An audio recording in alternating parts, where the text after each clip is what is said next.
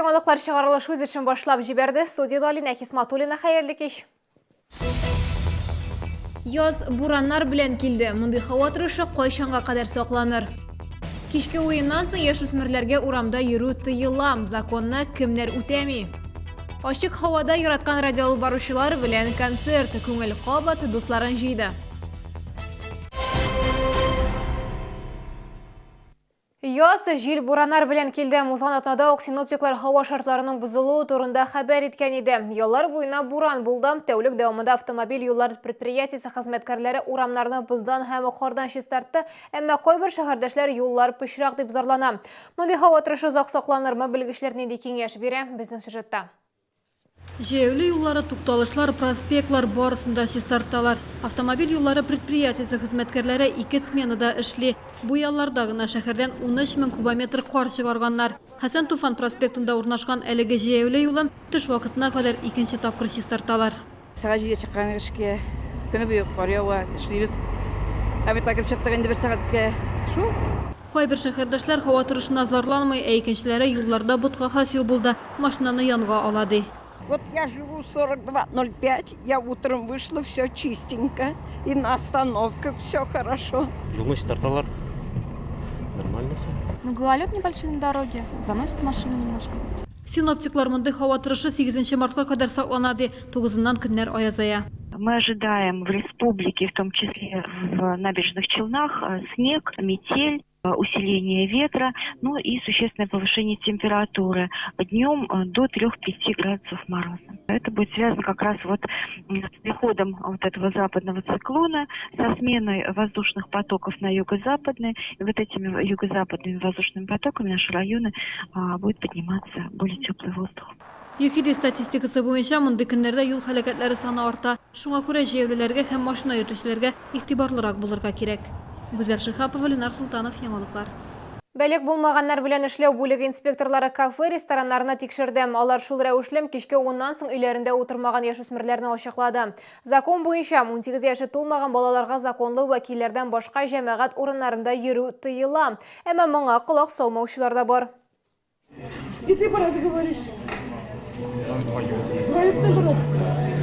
16 яшьлек үсмер кафега 2 туган абыйсы белән килгән, кич көтелмәгәнчә тәмамланды. Инспекторлар документларны тикшергәч, малайның әти-әнисен чакыртты. Алар белән әңгәмә үткәрәчәкләр. Кафе администраторына да җавап тотасы була. Обычно мы это спрашиваем. Несовершеннолетний сидит, где курят, пьют. Один человек, да? Вы у меня спрашиваете, да? Ике кыз урамга саф һава суларга чыккан вакыт инде кичке 11-дән узган. Үзләренең яшьләрен яшерергә тырыштылар. Үзләре белән документлары юк. Сколько вам лет, говорю? 17. 17 или 18? 17 якобы. Документов ничего нет. Увезти надо тогда их туда в отдел. Бүлектә үсмерләр үзләренә нибары 16 яшь кенә дип белдерделәр. Рейд вакытында уңай мисаллар да булды. Ял итү биналары вакыт узу белән уңайга үзгәрә бара. Приходят люди, получается, девочки у нас спрашивают паспорта. Если нет даже паспорта, есть фотка, мы говорим, просто увидите, пожалуйста, придите с паспортом, то тогда мы впустим, получается. Даже по фотке, потому что все равно фотки, получается, они могут все равно в фотошопе подделать, получается, из-за этого мы говорим нет, извините.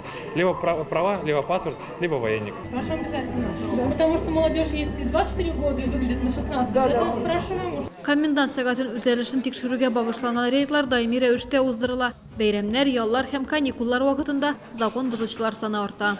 Безнең инспекторлар бу елның башыннан 76 баланы әти-әнисез 22 сәгатьтән соң йөргәннәрен ачыкладылар һәм аларның әти-әниләрен административный ответственностька җавапка бирделәр. Администраторлар, эшләүчеләр кафеларда безне әйбәт каршы алалар и үзләре сөйлиләр, ничек алар тикшерәләр. Балалары төнлә йөргән өчен әти-әниләре җавап бирә. Штраф күләме 1000-гә кадәр җитә. Ял итү биналарындагы җаваплы персоналга карата беркетмә төзелә.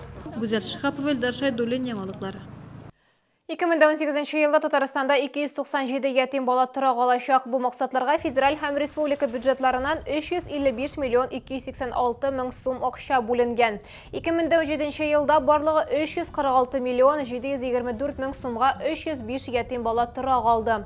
2007-2012 елларда республикадагы ятим балаларга торак сертификатлары тапшырылып килде. 731 бала барлыгы 638 миллион сумлык ярдәм алды. Соңгы 4 елда 1521 ятим бала тораклы булды. Финанслау күләме 1 миллиард 6 миллион сумны тәшкил итә. Бөек Ватан сугышында җиңүнең 73 еллыгын бәйрәм итү кысаларында Бөек Ватан сугышы ветераннары һәм инвалидларына май айында бушлай йөрү мөмкинлеге бирелә. Акция 2018 елның май айы буенча гамәлдә булачак, сәфәр саны шикләнмәячәк. Бушлай йөрү мөмкинлеге федераль пассажир компаниясе акционерлык җәмгыятенең ил эчендә йөрүче барлык поездларның төрле класслы вагоннарына, шулай ук югары тизлекле Сапсан поездларына да бирелә. Һәр Бөек Ватан сугышы ветеранының һәм инвалидын озата йөрүчеләрнең дә бушлай йөрү мөмкинлеге булачак. Түләүсез билетны шәхесне ачыклаучы документ һәм ташламага хукук раслаучы документ нигезендә кассаларда рәсмиләштерергә була инде. Билетны рәсмиләштерү өчен җыемнар алынмаячак. Шулай ук Бөек Ватан сугышы ветераннары һәм озата йөрүчеләргә сервис хезмәтләре дә бушлай булачак. Шул исәптән урыны җир әйберләре һәм туклану. Күңел радиосы чираттагы тапкыр йөзләгән шәһәрдәшебезне җыйды. Ватанны саклаучылар һәм халыкара хатын-кызлар бәйрәмнәре уңайыннан ачык һавада бәйрәм үтте. Күңелле чарада җырчылар чыгыш ясады, уеннар, биюләр оештырылды. Теманы хәбәрчебез дәвам итә.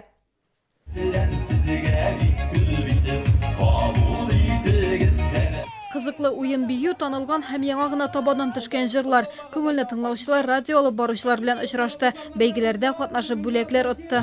Мына кызлар электре. Мондан соң бирелде берсе. Күңел радиосы республиканың берничә район һәм шәһәрләрендә тота. Аның кайсы төбәктә нинди ешлыкта булуын күбесе яттан белә. Күңел тотмый икән, сайт аша тыңлыйлар. FM ешлыгына күчкәч машинада тыңлау мөмкинлеге дә бар. Барысын да яратам. Бик әйбәт. Бик күңелле алып барасыз. Бөтен алып баручыларны да бик яратам. Күңел радиосында күбрәк яңа җырлар, шуның белән инде яшьләргә күбрәк җырлар. Һәр вакытта тыңлыйбыз, кухнямда тора. Яшьләрең белән күңел радиосы белән яшибез. Күңел радиосын һәр вакыт тыңлыйбыз. Аны бик яратабыз.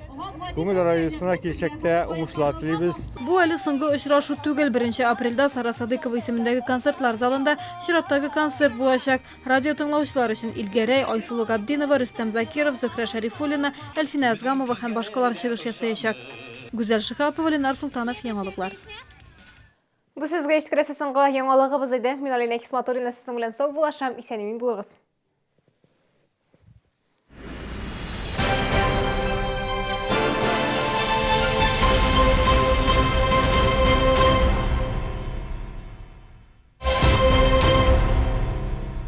Государственный ансамбль танца «Марий Эл». 20 марта – Елабуга, 21 – Набережные Челны, 22 – Менделеевск. Аттестационный пункт «Надежность» проводит аттестацию сварщиков и специалистов сварочного производства по НАКС, а также все виды контроля сварки и металлов. Телефон 70 76 20.